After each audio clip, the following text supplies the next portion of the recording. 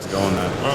However, I do particularly like, because the QWERTY would be quite difficult, it has T9 on there, so you can go numbers, symbols, and using the T9, it's very smooth. You know, I actually quite prefer this to having the QWERTY, you know, but then that's my personal preference. Yeah, you probably could download it, but it's just a probably rather than a definite answer. Otherwise, other key things to point to note. I mean, I see you've going through the shortcuts, they call that the 4-point access, so it's easy to reach with your thumb. It's designed to be used specifically with one hand. If you're in Is it possible to navigate everything with that thumb? Yes. Only? Yes. You never need to... Never need to use the other hand. I mean, menu, sliding through all the different menus. If you want to change your widgets, which I'm going to do now, because they're pretty rubbish ones.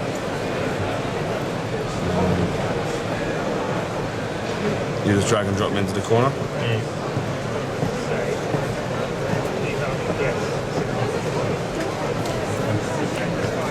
And then it's done, set. In terms of phone book, all done with one hand. You get the basic information, press your infinity key, and then you have a timescape of all the contact you've had with that person. Messages, calls, social networking, that kind of thing. You have a back to the main menu button, and then this button here will take you back each stage. The left button is...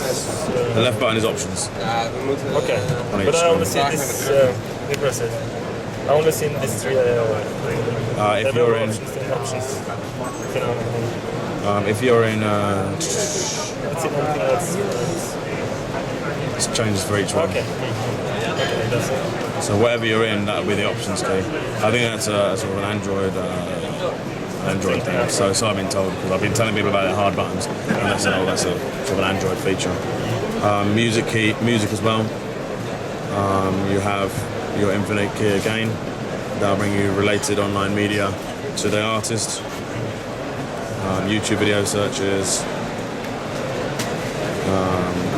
Play now. It's kind of a Metascape style. Yes, it's a little bit of Mediascape. I mean, the Mediascape essentially will provide you with the on and offline content are right there, and also in the timescape on the X10, Mediascape is embedded in that. So you have. So the timescape is a little different.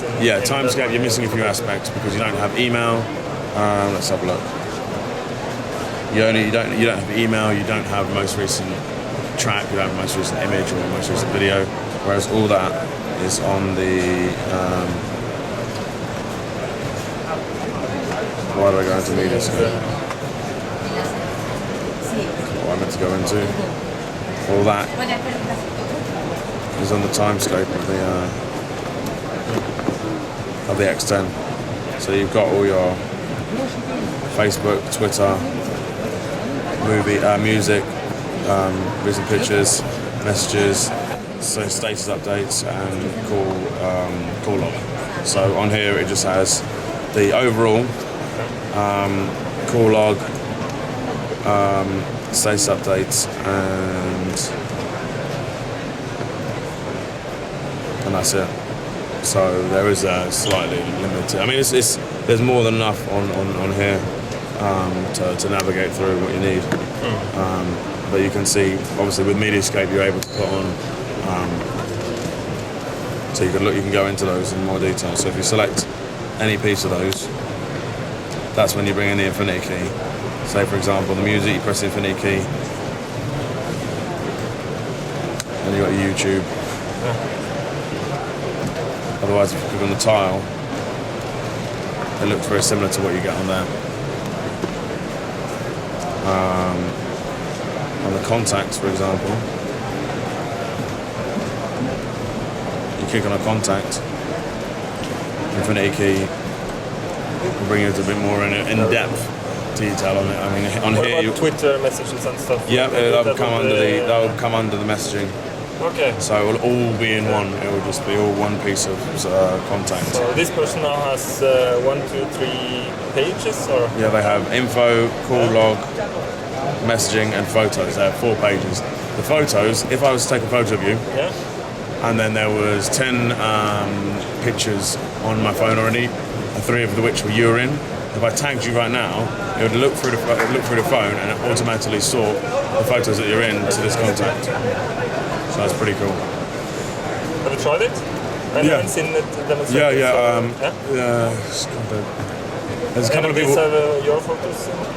No, there's a couple of people with these devices that have taken it already. I mean, the more photos you take and the more photos I tag, say if there was 100 photos that you're in on my phone, and I only tagged one of them, it might not be a chance of getting all of the photos. Whereas if I tag 10 of them, so you get different. I mean, if I take, you can't do side shots, it's got to be face on, but it can work up to 5 people. So if I take a photo of 5 people, and all 5 of them are already contacts. You can recognize 5 people in one picture. Yes. Not 5 people in one picture. So because everyone in a contact book can be.